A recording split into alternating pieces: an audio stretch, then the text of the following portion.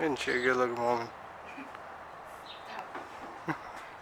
Today, doing a cleanup. I'm gonna get everything loaded up. My wife's gonna meet me there today. So I've gotten the call several times this winter. If you don't know, I've got a group, Lawn Care Juggernaut, where I'll make lives in there as well. And I was doing that before I was doing the YouTube.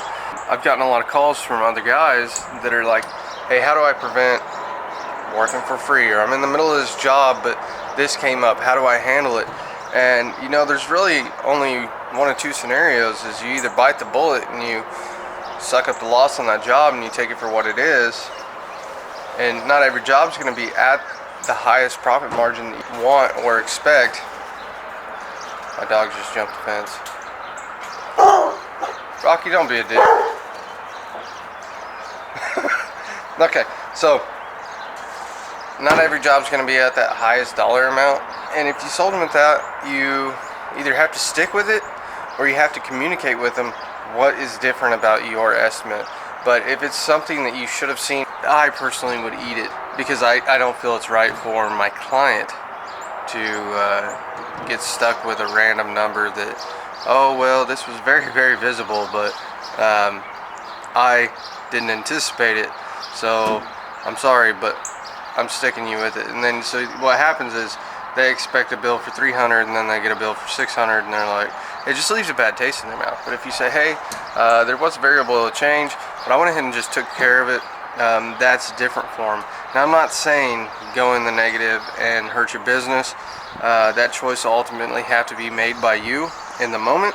But one way you can make sure you're not doing a bunch of stuff for free is actually taking a second before you give the estimate. So you give the estimate and then take a few minutes, take some notes, and then everything is at your fingertips. So here's what I mean. Here's the estimate. This is what I'm working off today. Okay, the estimate was given out the other day for a total of $680. I'm billing at $85 an hour per man hour. That may not be the same for you. That's actually high in our area. But when you present things to a customer like this, highly detailed and highly organized, you can charge a premium. Trimming bushes as needed, trimming pampas grass in the front yard, trimming all crepe myrtles, pulling weeds from the flower beds, cleaning the fences in the backyard on the north side of the property, blowing out leaves / trimming debris, and removal from the property. First lawn service of the year, cleanup will be billed upon a man-hour rate with a cap out of 8 hours. If the job takes less time, I will adjust the price to reflect the amount of the time spent on the property. That's supposed to be amount. You got the point. Our man-hour rate includes taxes and dump-related fees. So it's pretty clear, pretty organized. Now I have trimming bushes as needed. If you really wanted to get detailed and they had a lot of bushes, don't just put trimming bushes as needed. He's got like 10 bushes. So trimming bushes is needed. Only half of them need trimmed. The other half I can explain, hey, we don't want to trim azaleas yet. It's just not the right time. You know, but you definitely want to be clear in your communication. Like, that's where I could have taken it one step further and got a better communication with the client. See, if they don't know what they're buying, they just have to assume, and at that point, then it's, you know what you're selling, they don't know what they're buying, and you have to you have to break somewhere. So this is all things, as you move and progress forward, you learn. Okay, now you're probably going to ask about the man-hour rate and the cap-out rate. So whenever I am giving an estimate, I can fill a client. That's part of my sell. How do I sell somebody? Okay, so I sold them at $680 for this cleanup. I know it's going to take me a certain amount of time, but I factor in some what if something happens kind of time, and I put it at this amount. And I say, okay, well, your cleanup's going to be this amount, but it's got a cap out rate. So I'm not just telling them, look, I'm going to charge you this much an hour, and I'm going to come take off at your house all day, and you're going to pay for break times and this and that. No, I'm charging this much an hour. I'm highly efficient. I'm very effective, and I know what I'm doing. Look, I know how good I am. I am so good that I'm willing to say, look, if I don't get it done in this amount of time, I will eat it. And look, if I get it done sooner, I'll actually lower your price to reflect the amount of time that I spent on your property. I'm gonna go ahead and start the day. I gotta load up and get some tools in here, get everything needed for the job, but I'm about to head out. Like I said, wife's gonna meet me up there today. Should be a good day. Time, and most people don't. Most pros average about a 4 to 8 hour response time, and I average about a 15-minute response time. So that's.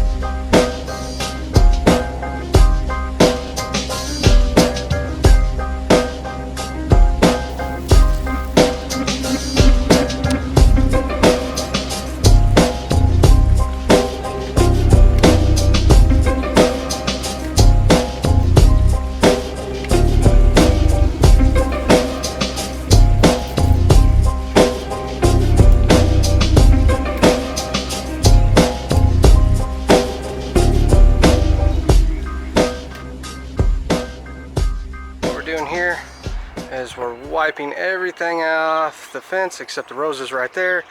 Everything else is junk, gone. Over here we're going to trim all the crepe myrtles. This is my first time taking care of this property, but we're going to trim them back the way they were trimmed before. Online you hear that as crepe myrtle all the time. We're just going to cut knuckles. They'll come back. He likes to keep them at this height. He wants it to block the view of the neighbor's window. You know, that way they can't see into his back window. Okay, so we're gonna trim all the bushes, trim up the barberries. The ryepe's been cut. This is a clump of fescue. It needs to go, so that'll be dug out. We've got some oak tree suckers in there. Barberry will get shaped up, and mostly just blowing out the leaves. And we've got some ground cover, and then we've got some cannas here. The cannas will be cut to the ground. This is getting cut out. All of this is getting cut out as well. If you can even see that. Yeah, all that's going to be cut out. This privet's going to be cut to the ground. So, not too bad. Mostly just some trimming and then cleaning up leaves. Now we do have this tiny little bit over here. Same thing, trim the bushes. We are gonna edge this back, that way it's not creeping over. I know that looks pretty, but that's not what he wants. So that's fine with me. And then all the sucker trees are gonna get pulled. So let's go ahead and get to it. I've got to teach Rachel how to prune the crepe myrtles, and then we're ready to go. So little bed, trimming crepe myrtles, and then this whole fence line here is getting cut back.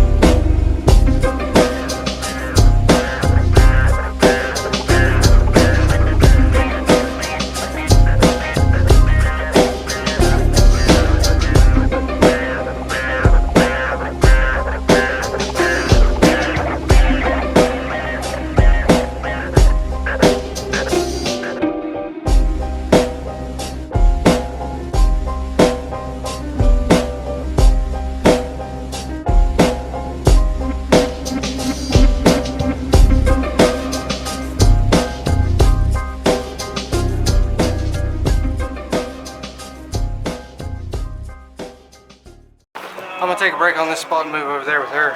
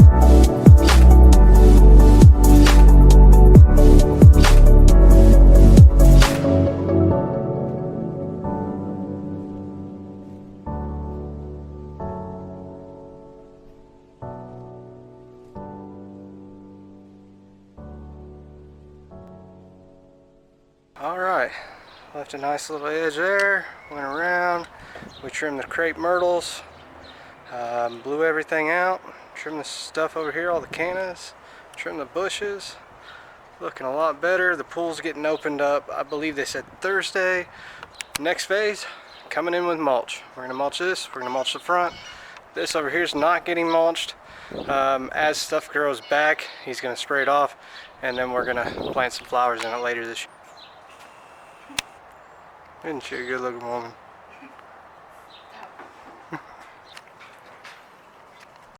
It's just about there.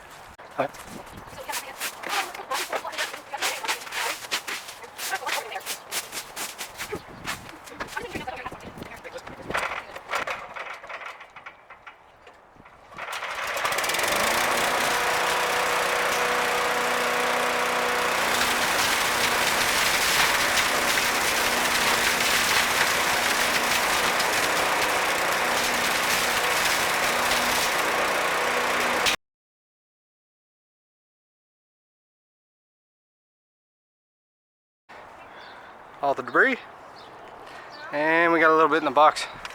Look at my wife's butt.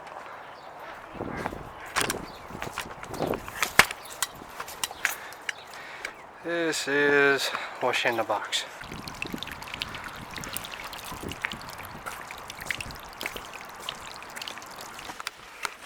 All right, Rachel, how you feeling? Tired. Tired? That was a decent little cleanup. So we did that cleanup, I knocked out a lawn, now we're going to do a scalp and trimming some bushes. What do you think of that? Okay, let's just go and get it done. She's a little wiped out. And broke out. Yeah, she got broke out from crepe myrtles. I don't know if it was crepe myrtles or something bit. Well, it's cleared up now. Well, it's clearing up. It looks like probably from crepe myrtles. I used to break out from different plants. I mean, you still do. I don't like messing with English ivy. It makes me itch. And I don't like messing with mostly vines. Vines make me itch every time. Especially that poison ivy. That'll do it. That'll do, pig. That'll do. Holy shit. Dude, that's thick, nasty, and tall.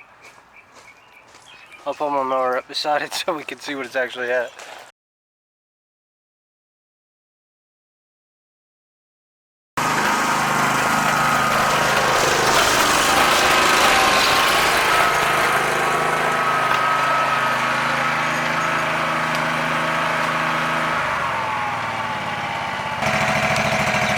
Oh, shit. Alright, let's make a mess.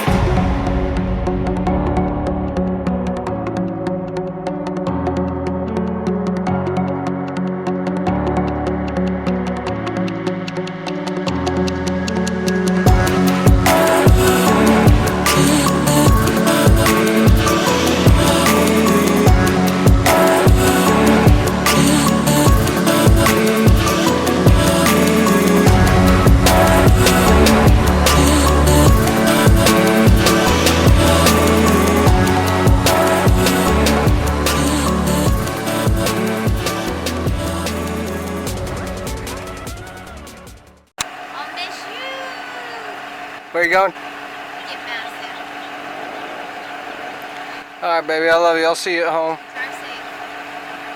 I will. I'm gonna put my car in drive so I don't. Word. So today was definitely a long day. We did that first cleanup, which really wasn't that bad. It was a sizable cleanup, but not too bad. Overall, it went good. What am I talking about? It was fucking great.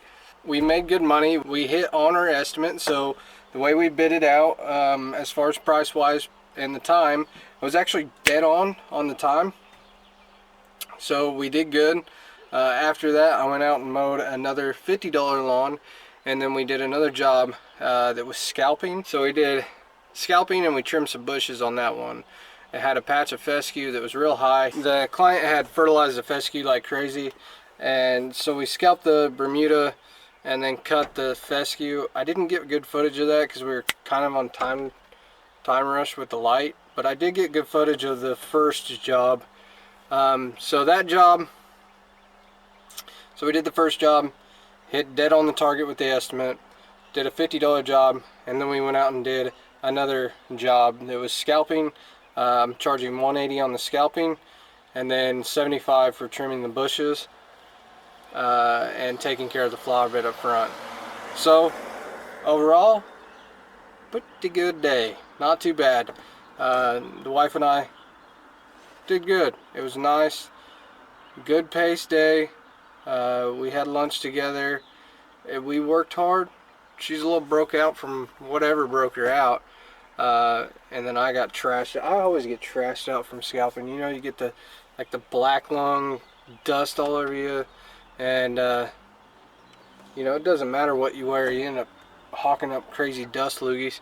Now, I will say, on the first job, the client said, "Well, I just feel like that price per hour is high." I said, "Yeah, absolutely.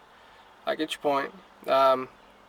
And I said, we're actually, I told him, we're actually a little low compared to some companies, which in truth, we are a little low compared to some companies. We're high compared to others. It's all good. I said, now, what separates us is the level of quality. My level of communication through email consistently the whole time. He can contact me on my phone at any point in time. I clearly communicate what we're going to do on the job and tell him how. And then my estimate was spot on. And the other thing is I set the estimate up so that, hey, if I would have went over on time, that gives him a safety net. So I would have ate that if I would have went over. And if I would have been under on time, I told him I would change the price to reflect. So I mean, right out the gate, I'm telling him, hey, I'm extremely honest. I'm not going to milk out the clock. The fact that it was dead on actually surprised me. I thought we were going to come in about 2 hours. About 2 hours less than the estimate, but it was a lot of detail work. So, you know, he kept displaying signs that he wanted detail-oriented work while I was doing it. So I gave him exactly what I knew he wanted, which allowed us to hit a home run. You know, when you charge the right price, when you tell your client a price and you actually charge a good price that you need to make per hour, that makes you feel good. Like, it's not only what covers, like, not just what covers your expenses, but what is your personal value? What is the value you set on yourself? Because the thing is, I know that I've gone by what I thought my numbers were, okay? You know, everybody's like, I know my numbers. If I'm making this much an hour, $60 per hour, $60 per hour generally probably isn't enough. And now I know bigger companies are like, well, if you hit $40 a man hour, you're doing really good. If you hit $40 a man hour on commercial jobs and you have a bunch of employees, you're probably doing pretty good. When you multiply that over 20, 30, 40 employees, you're probably doing very, very well. But as a solo operator, here's the thing. I believe that as a solo operator, once you've gotten to the point that you're an expert at what you're doing, and then you can communicate and clearly tell them what you're going to do on the project, you should absolutely charge more, because all you need to do is display your value. I'm worth this. I'm going to offer you this incredible service. It's going to cost you a little bit more than what your neighbor might be paying, but I promise you, when you want to get a hold of me, I will answer my phone. I promise you that if you have a concern, I will address it. I promise you, you will not have a headache. I promise you that at this price, you will not have to call me and ask me where I'm at. There will not be delays, and if there are delays, I will clearly communicate it. That's where you need to get with your business, and the only way you can do that is by dropping out the sludge on your schedule. Now, in the very beginning, keep that. You got to have all these clients, but I'm saying drop out this low-end work that, you know, how many clients have... This is a thing I've got to ask myself, because I know it's happened. How many times have I lost very good weekly accounts because I was trying to cater to my bi-weeklies and make sure they were done? Because, oh my God, they gave me a call, and they gave me a call, and it's late because it was raining like crazy and I got to get to them. No, my priority is the weekly lawn. So if you got weekly and bi-weekly, your priority is always your weekly lawns. They're the ones that are taking care of you. They are the ones that are paying you the most. They may not be paying you the most per service. You might give them a deal. I don't know. But they are paying you more per month. And they are paying you to do the job that you should do, which is manicure their lawn. Everybody's model is a little bit different. But I'm just saying, in general, the more frequent you service that property, the less physically tasking it is on your body, the less tasking it is on your equipment, the more profit that is made, the quicker that it's serviced, and the better it looks. The better it looks, the more neighbors you're going to get. If you have a really nasty bi-weekly and you show up and it's 2 foot high every time you come, the neighbors, out of my experience, probably aren't going to call you. It's just not going to happen. You're not going to get a lot of work from neighbors when you have that specific scenario. If you stick a sign on that yard, I've had yards that were bi-weekly that I stuck a yard sign on it for like 2 years and never got anything out of them because they were bi-weekly. You start cutting them weekly and then all of a sudden my phone's ringing off the hook for those yards, you know, and they're saying, yeah, I saw this sign over on this property. Just, if you want to get a lot of weekly yards, there's a secret to it, okay? It's real simple. If you want to get a lot of weekly yards, just stop offering bi-weekly yards. Just stop offering bi-weekly. Don't even mention it. And I promise you what's going to happen is you're going to land in weekly jobs. And when they say anything about your company, you just say, hey, we're a weekly service company. We come in and get it taken care of. And you just lay out, you know what I mean? You just put it on the table. That's the way I do it. They're going to have to go with how you want to do it if they want to use your service. If not, go use another company. There's 1,000 other companies in my area. Go use one of them. But if you want mine, these are my conditions because this is how I can best serve you. Like, some people don't know. Like, I had a client just call me a few minutes ago that wanted my service, and I told her I'm either card on file or I need prepaid for the month with a check. Because she just said she didn't want to put a card on file. Okay, that's not a problem. I just need prepaid for the month or every 2 weeks or whatever it is. I need consistently paid in advance. And if for some reason I don't show up, say a rain delay, it rolls on to the next cut. Okay? And I told her if for some reason it gets rained out more than once or whatever it might be, and it's got excessive growth, it may be a little more per price for that cut, but generally it's going to come in right at what I estimated. Okay? So, you know, it's one of those things, just clear communication right out the gate. Let them know, hey, this is how I do it, and just clearly lay everything out. That's the difference between me, you, and a pro. I'm just now understanding of my business. Just now getting to the level that I can go, okay, I can communicate that. I can say this. I'm allowed to say this. It's my business. I can say whatever I want. This is how I'm going to do it. And they have to accept it? Yes.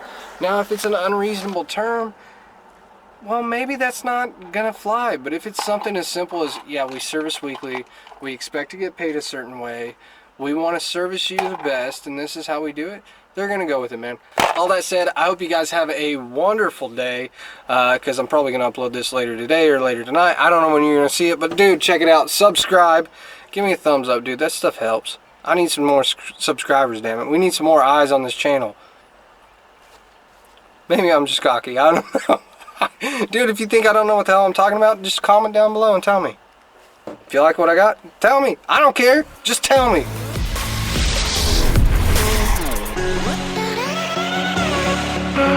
Let's watch some videos.